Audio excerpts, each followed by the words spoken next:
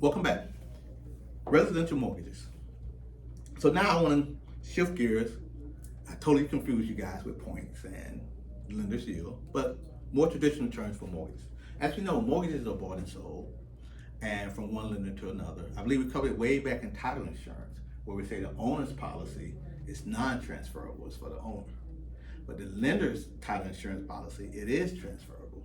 Why? Because just as mortgages are bought and sold, the lender wants to pick up the previous lender's title insurance. That process of buying and selling mortgages is called an assignment of mortgage.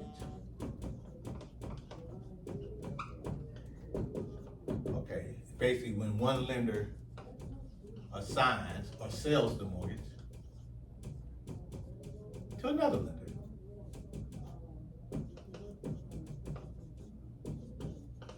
The borrower has the same responsibility. The borrowers, whatever they sign on that IOU, that promissory note, they just mail it to a new address. But they still have to make their payments. If it's PI, TI involved, they're still gonna pay 1/12 for the taxes, 1/12 for the insurance and the escrow account.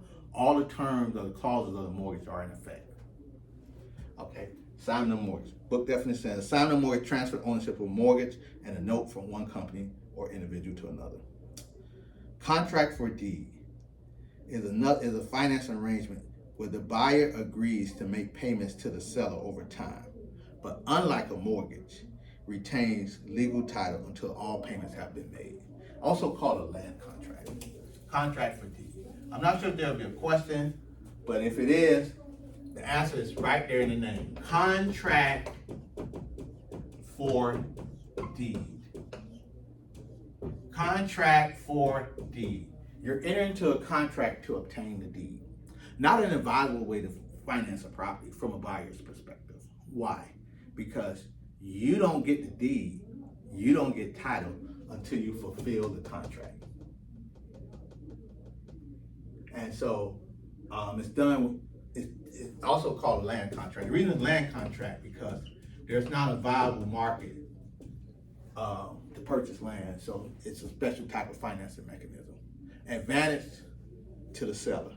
The key with a contract for deed, seller retains title.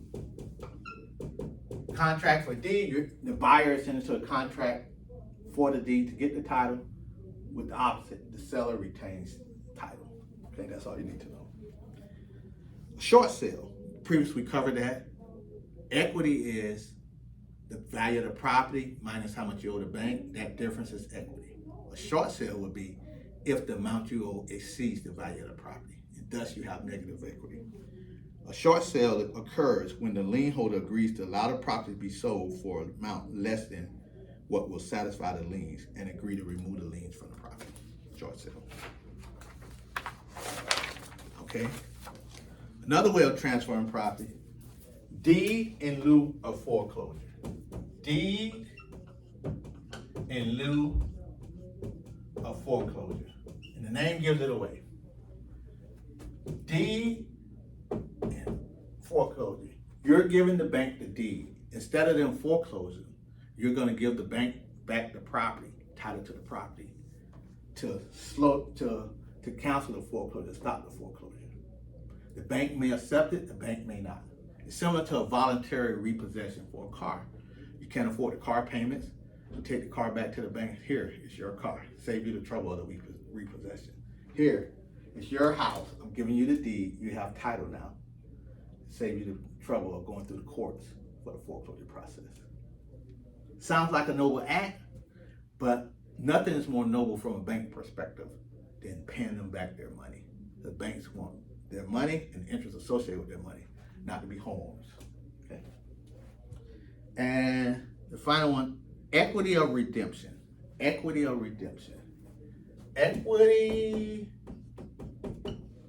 of redemption. Redeem. Equity of redemption, the borrower has a chance to redeem themselves. What does that mean? That means once the property has gone into foreclosure, the borrower has an opportunity right up until the day of the sale to redeem themselves, to come up with all the equity, all the money that's needed to get the property back. Not the late payments of $6,000, not even the $100,000 loan amount. But now you owe the $100,000 plus the 20 grand in court fees, plus the court costs of legal fees rather, plus the $5,000 administrative court costs, plus the courier fee of $115. So if you come back on the day of the sale before it's auctioned off at the court with $120, $125, $126,115, you have redeemed yourself. And the foreclosure sale is stopped, you get your property, and all is forgiven. In Florida, the equity redemption period ends at the day of the sale at the courthouse. In some states, they even have a period where even once the property goes to sale at a courthouse, even if it's sold to a third party or it comes back to the lender, it doesn't matter. The equity redemption period may be 3 months, 6 months, etc. And so obviously, during that period of time, title would not transfer to the winning bidder while the borrower still has an equitable period to redeem themselves to come up with the money. Florida, since we're Florida, it ends the day of the sale. So again, these are some of the key points for Chapter 6 to understand residential mortgage theory. Chapter 13 will spin off on that, which will cover specific types of mortgages.